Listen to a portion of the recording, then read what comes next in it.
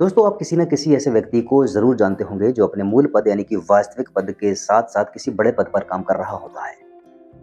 ऐसे लोग हमें अक्सर सरकारी संगठनों में देखने को मिल जाते हैं। सामाजिक, धार्मिक, राजनीतिक संगठनों में भी ऐसे लोग पाए जाते हैं। और जब ऐसे लोगों को कोई बड़ी ज़िम्मेदारी मिलती है, कोई बड़ा पद मिलता है, कोई बड़ा ओहदा मिल जाता है, तो इनके रुतबे में किस तरह की वृद्धि होती है, ये तो आप जानते ही हैं। और कई बार वो अपनी औकात से बाहर जाकर काम करना शुरू कर देते हैं। फिर उनका क्या हश्र होता है, इसको समझने के लिए इस कहानी को ज़रूर सुनिएगा।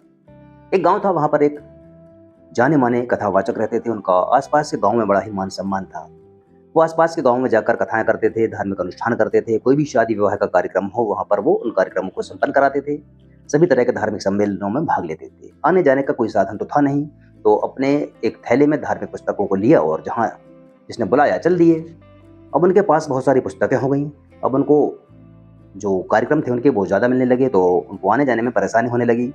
अब उन्होंने सोचा कि इन धार्मिक पुस्तकों को रखने के लिए एक छोटा-सा गधा खरीद लेते हैं। तो उन्होंने गधा ले लिया और उस गधे पर अपनी जो वेद पुराण थे, गीता थी या रामायण थी और जो भी धार्मिक ग्रंथ थे, उन्होंने अपने गधे पर रख दिए और गधे को साथ लेकर चल दिए। तो जिस गाँव से भी पंडित जी गुज़रते, वहाँ पंडित जी का बड़ा ही मान-सम्मान होता। लोग उनको आदर के साथ प्रणाम करते, उनके चरण स्पर्श करते और उनके साथ-साथ गधे को भी प्रणाम करना नहीं भूलते, क्योंकि गधे के ऊपर धार्मिक ग्रंथों को रखा गया था और धार्मिक ग्रंथ हमारे लिए आज भी पूजनीय हैं।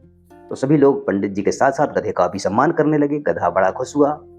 तो गधे के मन में ख़्याल आया कि मेरा तो इस गाँव में बड़ा ही मान-सम्मान है और आस-पास के लोग मुझे प्रणाम करते हैं, मेरी इज़्ज़त करते हैं।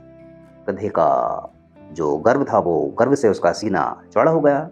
एक बार पंडित जी कथा कर रहे थे, गधा पीछे बंधा हुआ था। उसने सोचा कि आज थोड़ा-सा अपने रुतबे का इस्तेमाल करता हूँ, तो उसने अपनी रस्सी को तोड़ा और गाँव में चला गया। गाँव में जब गया तो लोगों ने उसको डंडे मारकर भगाए, पत्थर मार के भगाए और उसको बहुत बुरी तरह से धुतकार कर भगा दिया। गधा को समझ में नहीं आया ये क्या हुआ।